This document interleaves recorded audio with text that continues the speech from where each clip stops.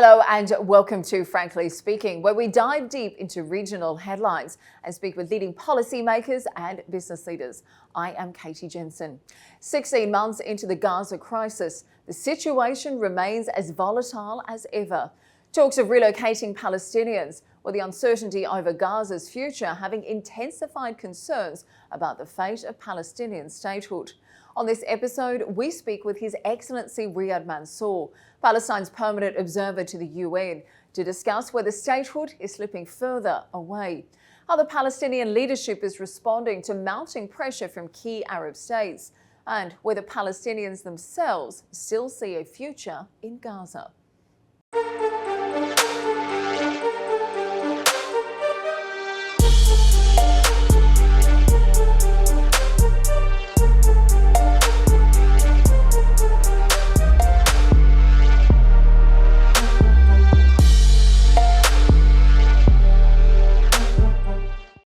Your Excellency, thank you for joining us today on Frankly Speaking. Now, a lot has happened since you appeared on this show last October. Now, with recent talks about relocating Palestinians to Egypt and Jordan and taking control of Gaza, do you feel that a Palestinian state is now more remote than ever? Well, first of all, thank you for having me again. And I don't believe that the state of Palestine is very remote possibility. I guess your inference is the independence of the state of Palestine after we collectively succeed in putting an end to this illegal occupation as articulated by the International Court of Justice to be terminated as quickly as possible, and the General Assembly said within 1 year. I believe that it looks complicated and difficult, but our belief that it will eventually happen is still a very strong belief. But with all due respect, that feels like it's further away than ever. Mr. Mansour, tell me, how seriously do you take President Trump's statements? Now, many are labelling his recent statements as ethnic cleansing. Given his position, though, keeps shifting, do you believe it's sincere? Do you think it's a negotiation tactic? Is it just a show? Do you have any clarity on what the real end game is here? Well, we take, his statements as being, very serious. We take him seriously. But we, of course, do not agree with any attempt to displace the Palestinian people, to commit ethnic cleansing. And we agree with those who characterize it as being ethnic cleansing when you push out more than 2 million Palestinians from the Gaza Strip outside that precious part of our homeland, out of it. We don't think that that is an easy thing for him, to impose on us and on the Arab nations and on almost the entire international community, because I have not seen a single country other than Israel that is supportive of this position, which is the culmination of this crime that has been committed against us through this genocidal war for more than 15 months in the Gaza Strip. And to culminate it is by kicking everyone outside of that state and allowing those who committed these crimes of destroying the Gaza Strip to get away with it.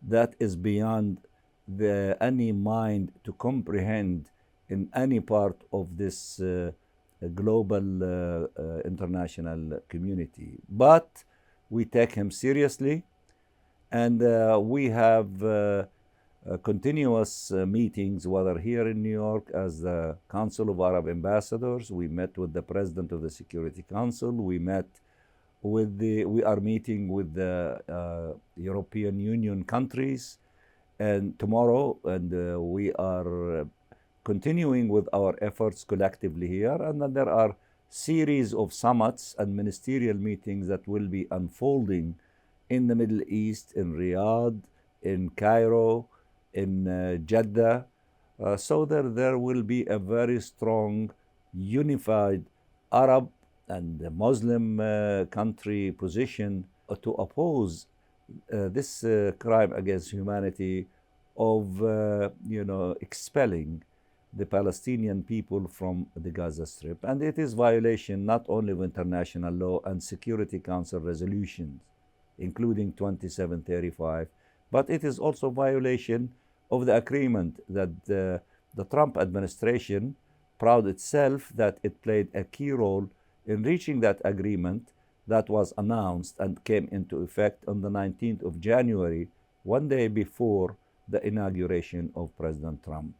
So we will see how it goes, but we will continue working with everyone in order to make the ceasefire hold, to implement all the provisions and the stages of the ceasefire, and to begin the process of providing for our people in the Gaza Strip the basic necessities of life, to begin the clearing of the roads, fixing the schools, the hospitals, the clinics, and to try to provide shelters for them, then to be ready for the next stage of the reconstruction of the Gaza Strip.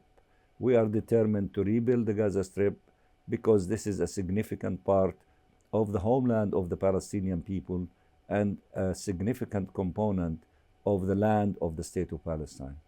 And I think that is the big issue. How do we ensure that we can begin rebuilding Gaza without displacing the 2 million plus Palestinians who live there? But I want to pick up on what you were saying earlier. You're expecting an announcement from Arab governments within days of just how a post-war Gaza could look. So tell me a little bit more about that. We know Jordan's King Abdullah II has become the first Arab leader to meet President Trump in the White House during his second term. Now, during this meeting, the king declined to discuss the matter of moving Palestinians to Jordan, but he did say that Amman would take on 2,000 children with cancer or severe illness. Now, King Abdullah II also said that an Arab response would be made after consultations with Crown Prince Mohammed bin Salman and President Sisi. So, are you part of these discussions, and what can you reveal about them?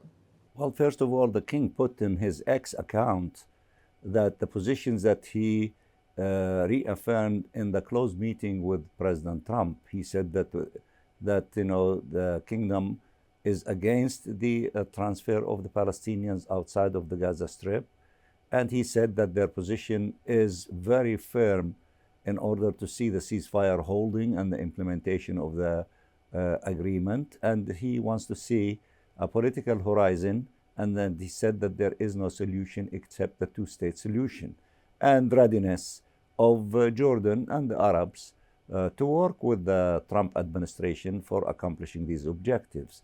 Egypt also issued a statement by the foreign ministry reiterating similar positions, that they will not accept the transfer of the Palestinian people from the Gaza Strip to Egypt. They have to stay in Egypt, and they're saying that they're working, I'm sure, with the Palestinian side and others in finalizing a plan for keeping the Palestinian people in the Gaza Strip, providing for them all the needs that they want, and adopting, I assume, with the plan of the government of the State of Palestine in providing all of the things that I mentioned in terms of cleaning the roads, having shelters for the people, temporary shelters, and dealing with fixing the hospitals, the schools, so that we can move into the following stage of the reconstruction of the Gaza Strip in collaboration with all the countries that are willing and ready to do so, and in collaboration also with the different agencies of the United Nations. And these are key components of the plan of Dr. Mohammed Mustafa, the Prime Minister of the State of Palestine, the recovery and the plan that he has for the reparation and humanitarian provisions and early recovery plan within 6 months before moving into the following stage of the reconstruction of the Gaza Strip during the span of 3 years, and he put, the cost of each of these elements within this plan, which I suppose that it will be a key component of the plan that will be adopted by the Arab countries in the summits that I referred to, including the summit on the 27th of this month in Egypt. I believe that there will be a strong determination and unity from the Arab countries just to give what is needed at this stage for the Palestinian people to remain in the Gaza Strip, to see the beginning of a positive hope, to make sure that this agreement on ceasefire to become a permanent ceasefire, and to spread into stopping the aggression against us on the West Bank, and for the Israeli forces to withdraw from the northern part of the West Bank so that we can prepare the atmosphere for moving into the reconstruction of the Gaza Strip, so that there will be no need for people to leave any part of the Gaza Strip. This is our homeland, part of our homeland, and we love it, we attach to it, and we want to rebuild it. Sure. Now, in terms of rebuilding, the United Nations has estimated the cost of rebuilding Gaza to be around $53 billion. Now, $20 billion of that is estimated to be needed in the first 3 years alone. Clearly, the work involved is huge. But tell me, how seriously then do you take President Trump's statements? Because despite all the rhetoric, the US technically doesn't have a legal claim to the territory. It's not entirely clear how President Trump actually intends to impose American rule. But going back to that meeting with King Abdullah II, President Trump also dodged a question about what exactly will happen to the West Bank. Do you fear that the West Bank will be annexed? Well, of course, we have concerns, about what will come out from the mouth of the President of the United States of America. So we will take it into consideration. But let me go back to the plan of concerning Gaza. The plan of Dr. Mustafa put the figures that we need is in the first 6 months, $3.4 billion to repair the schools, the hospital, to clean the roads, to have temporary shelters, to try to begin the process of putting things together. Then after that, within a span of 3 years, there is a need for about $15 billion to begin the reconstruction of the Gaza Strip, which means that, we don't need to inflame the figures and as if, that we are going to do something that requires large amount of money so that people to say that it is not going to be possible.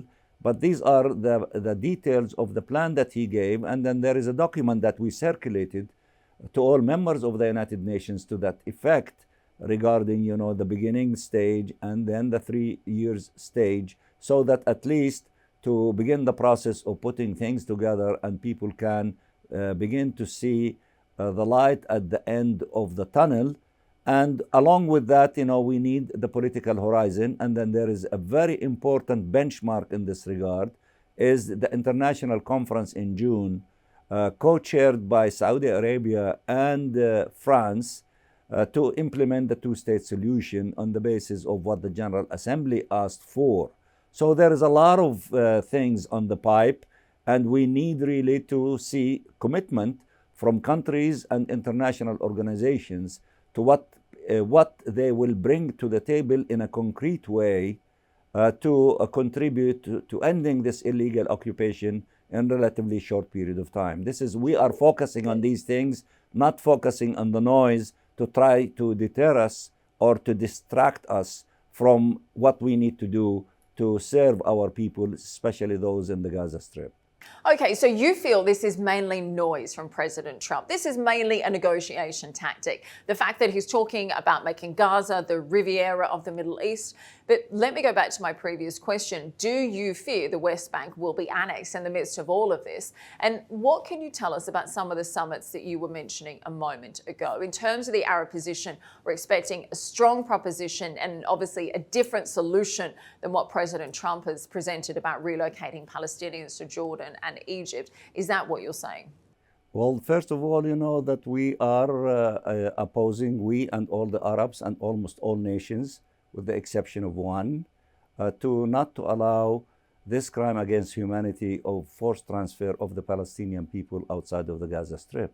And by also the same token, we are opposing, along with almost everyone, to allow the annexation of any part of the West Bank. In fact, the International Court of Justice, because of many reasons, including annexations and illegal settlement enterprise in the West Bank and East Jerusalem, characterized that occupation as being illegal, and it has to be terminated as quickly as possible.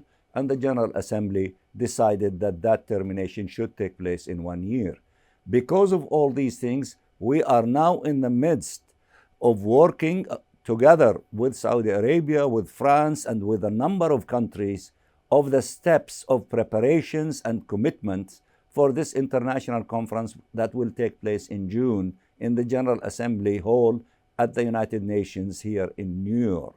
And there is a lot of work in this regard in terms of preparations, in terms of round tables, in terms of prep conferences, could be at the ministerial level, perhaps in Spain, perhaps in other capitals in Asia, in Latin America, in other countries, in Europe, so that we are dealing with lots of details so that we can make this conference a conference of the international community pledging in a concrete way practical steps that they will take in order to make the life of this illegal occupation very short, and therefore to allow for the two-state solution to become a reality. Yes, but again, I think it's about taking those words and turning it into real action, because despite what you're saying about the international community rising up, frankly, don't you think that the international system has failed to halt Israel's attack in Gaza? 16 months in and 61,500 Palestinians are dead,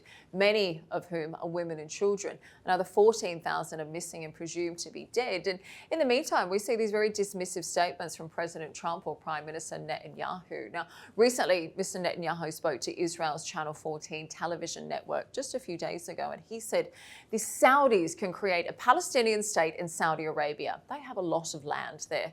Now, there was a lot of anger. A lot of countries have come out in solidarity with both the kingdom and the Palestinians' right to remain. Tell me, do you think that Mr. Netanyahu is being deliberately intimidating? And how does your authority respond to these kinds of statements? Well, first of all, you know, we stand completely with the Kingdom of Saudi Arabia in rejecting this hallucination by Prime Minister Netanyahu of trying, you know, to impose on Saudi Arabia to deal with the question of Palestine and the Palestinian people.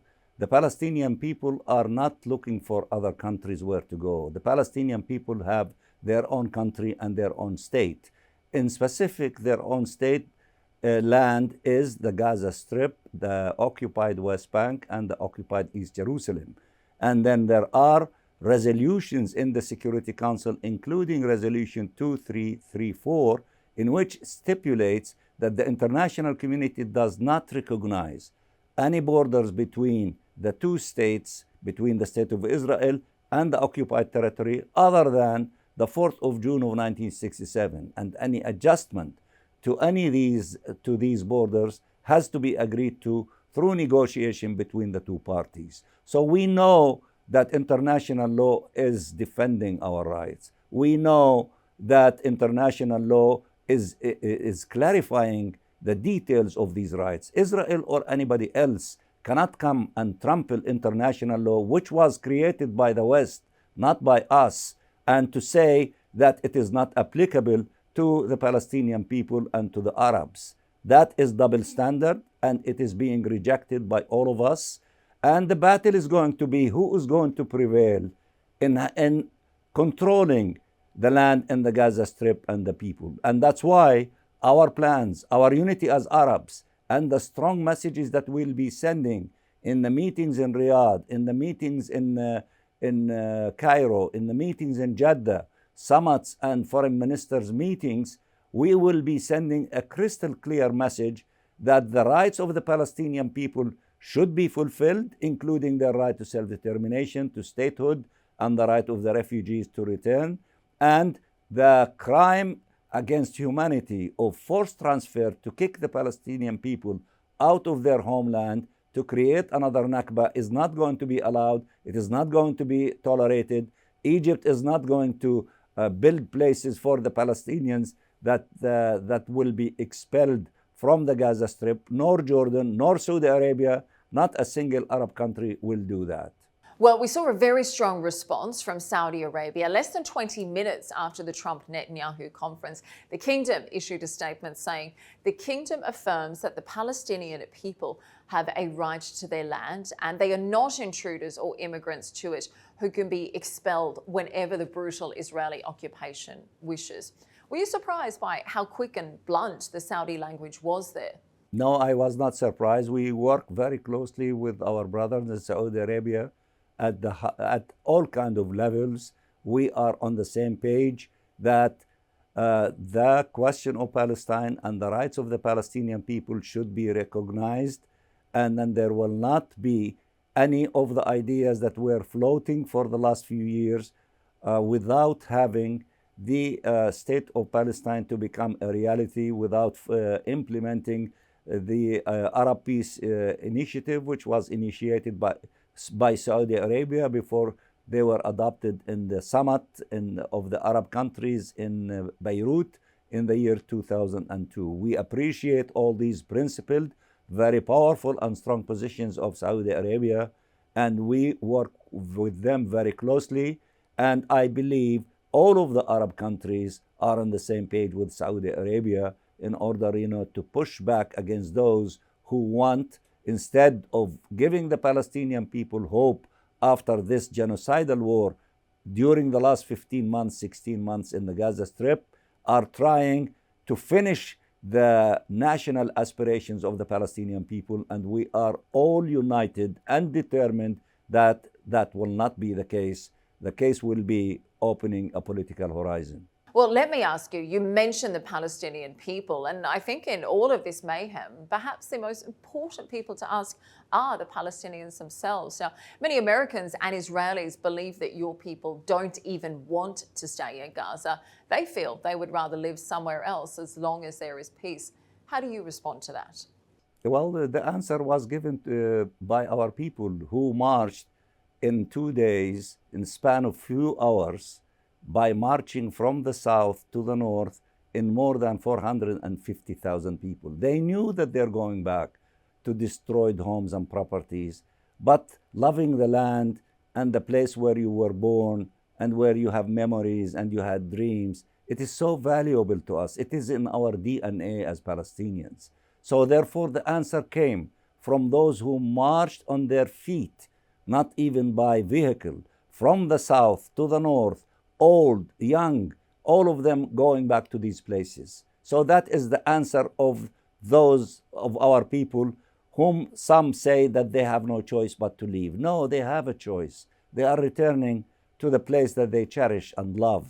This is the meaning of why do people fight for their national homelands? Why do they defend it with all of their might? Because they love it and they're attached to it and they want to be in it. That is so applicable to us, the Palestinian people. And for those who do not know us, this is a very important component of our being as Palestinians, of how much we love our homeland, how much we love our land and our country, whether it has palaces on it or whether it has destroyed homes. It is our land, and we don't have any other country except the country that we love, which is Palestine. And there's been some very moving pictures of the hundreds of thousands of Palestinians who have been trying to move back to their homes in North Gaza recently. But let me ask you, Prime Minister Netanyahu is facing a corruption trial that could see him sentenced to up to 10 years in jail. Now, after huge delays, he has taken the stand for the first time just a few days ago. To many Israelis, though, they see him as an illegitimate leader who's been accused of multiple war crimes. How much do you agree with the notion that all of this mess is driven purely by his desire to survive? We leave that, for the Israeli people to settle it. But at the global picture, he is also an international wanted criminal by the by the ICC. And there is a warrant for his arrest as a war criminal, and he has to face justice in that, international criminal court. So that he is being wanted in the international court systems, and he is being dealt with to face the allegations of crimes inside the Israeli legal system, in addition to the hundreds of thousands who were demonstrating against him as being, committing all these crimes in Israel. So we leave the Israeli people to settle their issues with him in their system, and the international community will deal with him as a wanted international criminal in The Hague in the ICC. On the other hand, I'm sure you know that many believe that none of this would have happened had Hamas not committed what it did on October the 7th, or if it had agreed to hand over the hostages much earlier. Surely you agree they are also to blame for the turmoil that we're seeing now? Well, first of all, the history of the Palestine question did not start on October 7th. And regardless of what happened in October 7th, there is no justification whatsoever for the genocidal war committed against the Palestinian civilians, in which more than, perhaps it could be 60,000 or more, being killed, the great majority of them women and children, and also more than 150,000 being injured, and many children are orphans, in the vicinity of 20,000 people, and we have the highest number of children that have lost their limbs. These crimes cannot be justified for any reason whatsoever under international law, under morality, under humanity. So therefore, those who are trying to justify this massive amount of killing because of what happened on October 7, there is no justification what they did. And those criminals who have gave the order to commit these crimes against the Palestinian people, especially the children and women, should face justice, and they should receive the punishment that they deserve. But even the Arab League Secretary General Ahmed Abu al-Gheit has said that if it is in the Palestinian interest, Hamas should step aside. He said that to Al Arabiya a few days ago. So I'm sure we can both agree Hamas has brought nothing but destruction to Palestinians. So again, should they not step aside? Well, you see, we have a lot of issues to deal with internally in the Palestinian House. And I believe that we should be left to deal with these issues internally. I know that we have a lot of challenges in this regard, but once we succeed in putting an end to this war and to make the ceasefire permanent, there are a lot of things that we need to deal with internally. And I trust that the Palestinian people are capable of making the correct determination with regard to our experience, especially the experiences during the last 16, 17 months. But when we look at the future and what comes next, America has indicated that it will take control of Gaza, then said it will not send troops. There's confusing messages on whether or not Israel intends to expand its territory. And let's be honest, the Palestinian Authority can barely keep control of its territory in the West Bank. Mr. Mansour, who or how will Gaza be governed on the day after? Well, this is, first of all, that we have a legitimate government, and we have the recognition of the international community and the Arab official systems of the government of the State of Palestine and the PLO as the representative of the Palestinian people. Now, those who have these, this legitimacy, they have also the responsibility to shoulder their responsibilities in terms of doing what need to be done in the Gaza Strip, since the Gaza Strip is part and parcel of the land of the State of Palestine, and the government of the State of Palestine is responsible for all of the duties of that government in all of the occupied territory, including the Gaza Strip. And I believe that the plan that was put before our brothers in Egypt, and we circulated it here at the United Nations, and it is a key component of what will be adopted in the Arab Summit Conference, is an indication that the legitimate government, which is acceptable by the international community, is the party that's supposed to be dealing with its full power in terms of its responsibilities in the Gaza Yes, Strip. but I think the big question is whether the Palestinian Authority actually has the capacity to be able to take control and govern Gaza once a resolution is actually achieved. It's deeply unpopular in the occupied West Bank. But let me ask you one final question. We're almost out of time. There is a technical point which is being floated at the moment. This argues that even if the people of Gaza wanted to stay, that the Strip is simply uninhabitable. We're talking, again, about 50 million tonnes of debris there. So how would people actually live in the Gaza Strip while it is being rebuilt? How would that work on a very practical level? Well, first of all, the answer is, how did we live for the last 16 months? Not only while ceasefire was in place, but we lived in the Gaza Strip while bombardment was on top of our head, while starvation was imposed on us, and we were able, to survive in tents. We were able to survive in the open skies, and we were able to survive while starvation was imposed on us, without medicine, without hospitals, without so many things. Now, if the ceasefire to continue, we are resilient people. We will be able to have areas in which we can clean and put tents and put caravans. And even, in these tents and caravans, we can reopen schools until we succeed in repairing the schools, the hospitals, the roads, and to begin the reconstructions where people can go back to their countries. We lived through the first Nakba and we prevailed, and we are the most educated people in the Middle East. We are living through this second Nakba in the Gaza Strip, and we are resilient, and our people, in spite of the heavy losses that we incurred, are still living in the Gaza Strip. We want them to live in a better way.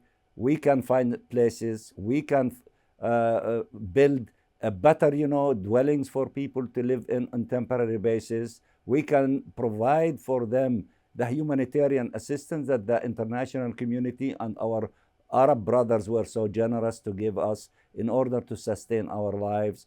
We have done it before. We know how to do it, and we are determined to do it. And by the way, our government is our government. Our internal issues, we will deal with them. And, people who characterize our government and all these things in a cynical way are not helpful to us to deal with the monumental internal issues in which we are going to face. And true friends would tell us, go and put your house in order, and we support you, we care for you, we love you, instead of being cynical and critical of what is really happening to us under unbelievable and so difficult conditions, and expect us to be perfect and to expect us to be angels. Okay, we are out of time, but one final question. You spoke earlier about getting your house in order. As we know, we are expecting a statement from key Arab states very soon. That's set to take place after the meetings with Crown Prince Mohammed bin Salman and President Sisi, as well as the King of Jordan. Now, you said earlier you were confident of a strong Arab response. So as someone who is involved behind the scenes, when can we expect the position to be announced, and what kind of plan do you think there will be that properly protects Palestinians' rights? First of all, in a few days, there will be a summit composed of the key Arab countries in Riyadh. It was called for by the Crown Prince of Saudi Arabia. We appreciate that. That is a very responsible position. Then, on the 27th of this month, there will be an Arab Summit Conference in Egypt, in Cairo, and that will be attended by a large number of leaders. We are grateful for Egypt for taking that steps, and we expect that in the meeting in Riyadh and in the meeting in Cairo, the Arabs will stand tall with the Palestinian people, and they will not, those who want to destroy the national cause of the Palestinian people by expelling 2 million from the Gaza Strip to succeed. It is the collective duty of all of us to win this battle in the Gaza Strip by not allowing this crime of massive transfer of the people outside their homeland not to succeed. And the way to make it not to succeed, by enabling the Palestinian people and their institutions to begin the process of taking hold of our lives in the Gaza Strip and providing us with everything that we need in order to survive in the Gaza Strip, to clean it, to have temporary shelters, to reopen our schools and our medical institutions, to have clean waters, to start having electricity and the basic necessity of life, because we are resilient people. We love to stay in our homeland, and we love to have a future for our children so that they can dream like all other children. And I believe that the Arab nations and the Arab countries will stand with us, and they will succeed in this battle for the survival of the Palestinian people and their national cause. Well, it is certainly a very big uphill battle, particularly given the events of the last few days. Your Excellency, thank you very much for joining us on Frankly Speaking today. We do appreciate your time. Thank you for having me.